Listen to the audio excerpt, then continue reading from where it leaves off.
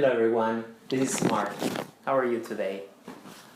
Why does English have such a variety of words in its lexicon? And where did it get it from?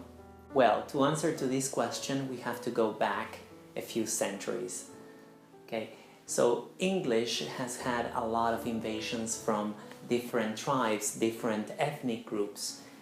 Even before the arrival of the Romans under Emperor Claudius in AD 43, Great Britain had an invasion of the Celts and had influenced the language already spoken there. When Latin arrived, obviously there was a huge transformation in the language and culture of Great Britain at that time. Latin introduced words that were unknown. Latin didn't last that long, actually half a millennium. And right after came the AngloSaxon. The Anglo-Saxons changed the language and it became a West Germanic language. And now is called or is referred to Old English. But the Anglo-Saxons didn't last long either and arrived the Norse and the Normans. So obviously the Norse changed a lot of words, and words like starting with SK, even now skirt, for example, stayed in the language or were changed to SH. And then we have the Normans, and the Normans also introduced new words, French words, all French words, that have stayed in the language. And now is about 45% of the language, of the English language, is from the Norman roots. So now let's have a list of some of the words that contributed to the language. The Celts left some words in the language, but now have become names. So for example, we have Avon, which means river, and also we have Dover, and this means water in the Celtic language, and also is a name right now.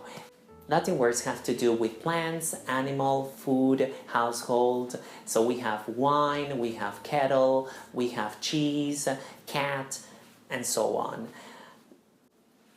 Anglo-Saxon words are a mixture of everything. So we have apple, we have they, them, pronouns he, she, etc. Norse words we have again score, bank, birth, etc. All words starting with SK, for example, like skirt, and I mentioned that before.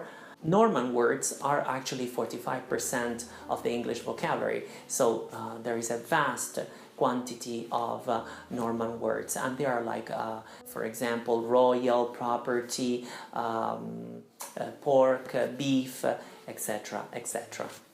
So these are the major contributors to the language. And so we said Latin, Celt, okay, the Celts, we have the Normans, obviously, the Norse and the Anglo-Saxons.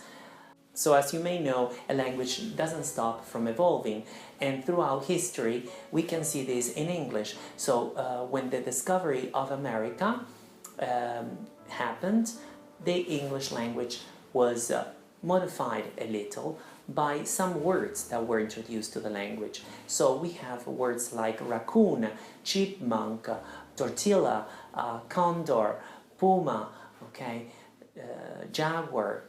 So as Great Britain became a world empire, it absorbed a lot of words from many regions of the world. So we have in Australia and New Zealand, we have kiwi, for example, or we have dingo, we have boomerang also. We have Indian words such as guru, pyjamas, we have curry, obviously, etc. Arabic and Turkish also contributed to the English language. We have bazaar, we have kebab, we have coffee, etc. One student once asked me to teach pure English, and I answered to him, or I gave a question to him But what's pure English to you? So, pure English doesn't exist. A language is alive and so is influenced by many cultures and by many situations in life. So it evolves, and we cannot say a language is pure or not. Or can't we? So if you write under this video, is your language pure? Okay, answer to this question, yes or no, and why. Okay, I hope you enjoyed the lesson, and I hope to see you next time. Please don't forget to share. Have a great day. Bye-bye.